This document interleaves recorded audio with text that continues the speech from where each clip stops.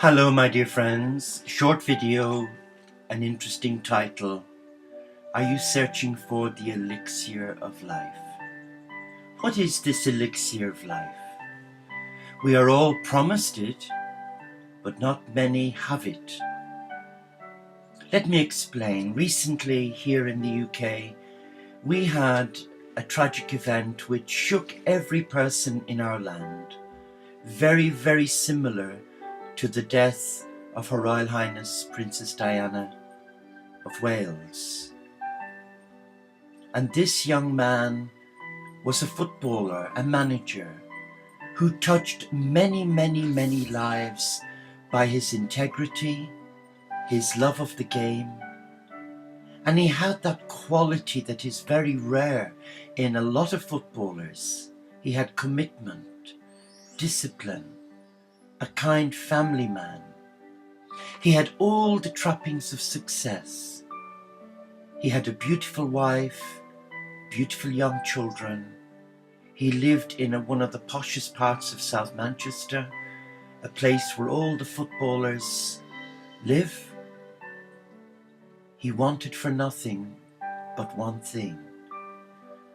And sadly, he was found hanging in his home over 2 weeks ago, and his death touched nearly every household in this small land.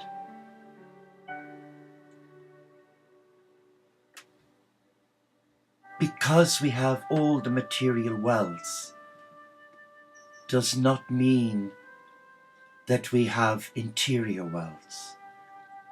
And as tragic as it was for this young man to be driven to do what he did, my heart goes out to him at that moment when he contemplated committing this act. But clearly he was driven to it because he must have felt or experienced a real deep sense of loss. There was no future for him. But the elixir of life is offered to you and to me before we were born. And what is this elixir of life?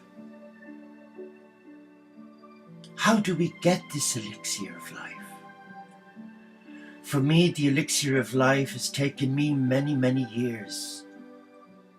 But I feel to first taste it, there is one essential ingredient.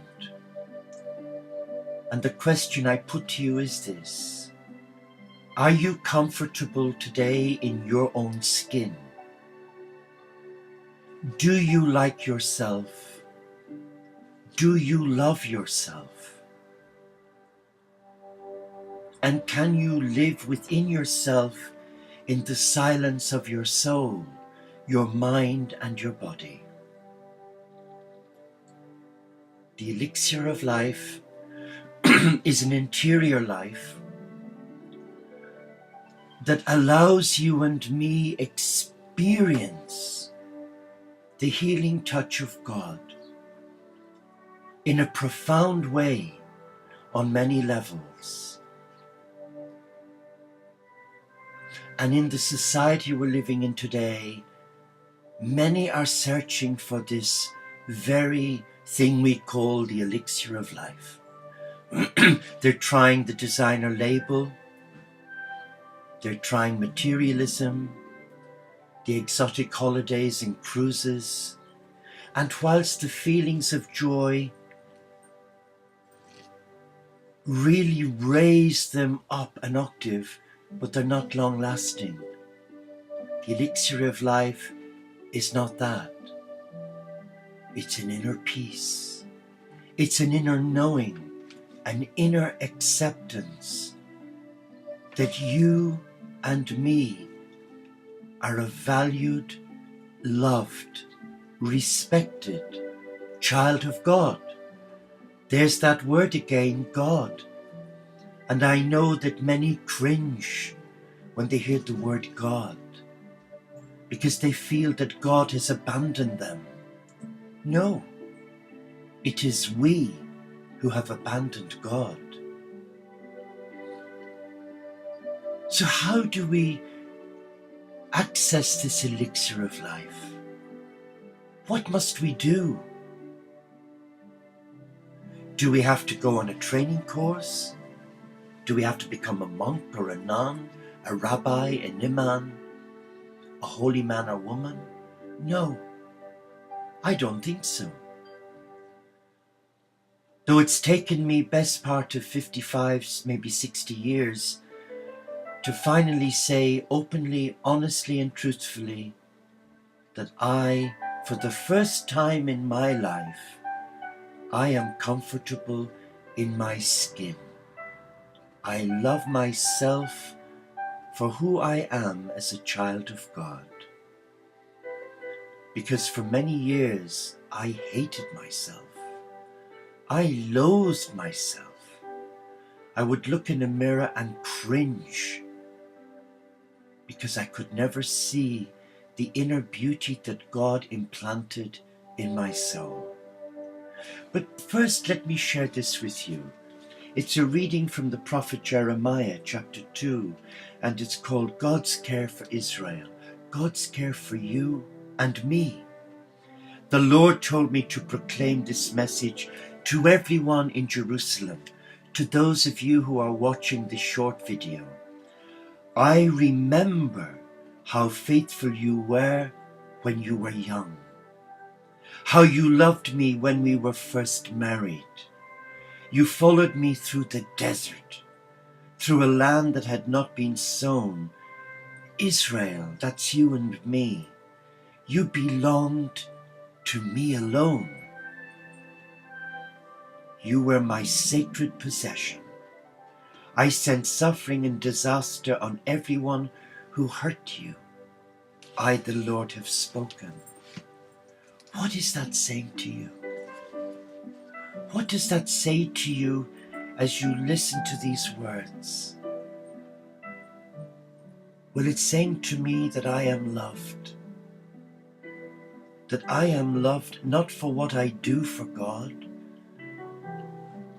but I am loved regardless of my failings, my disobedience, the times when I've procrastinated, the times when I've denied myself the opportunity to allow God touch me, to allow God heal me.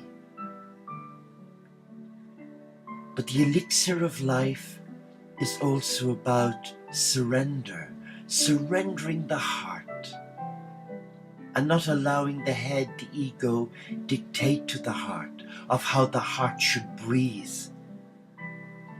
In fact, the opposite is true. The heart should be dictating to the ego. Behave. Surrender. Surrender to what? To love. To divine love. A love that is selfless. A love that is reverent. A love that is respectful of the imprint of God within your heart, your soul, your mind, your body. And that elixir of life that God gave to you and me before we were born, when we were beings of light in spirit, and who prepared us for this path, and who asked our permission when we were given free will, did we wish to return into this incarnation to learn our lessons so that we could ascend even to a higher place of beauty. And because we are here, we clearly said yes. But I know that many of you probably watching this may be feeling unloved, unwanted, disillusioned, depressed, despondent, discouraged. Take heart. The elixir of life is an invitation to experience an interior harmony that triggers a divine connection to spiritual wellness and wholeness of mind, body, and spirit. But first, you have to use your gift of free will, and you have to surrender your heart to love. That's not failure. That's not surrendering to a cop-out or an excuse. No. As a child of God, you are loved. So it makes sense that, like in a normal family, where the father and mother love their children, the children will do anything to please their parents. I invite you to do the same.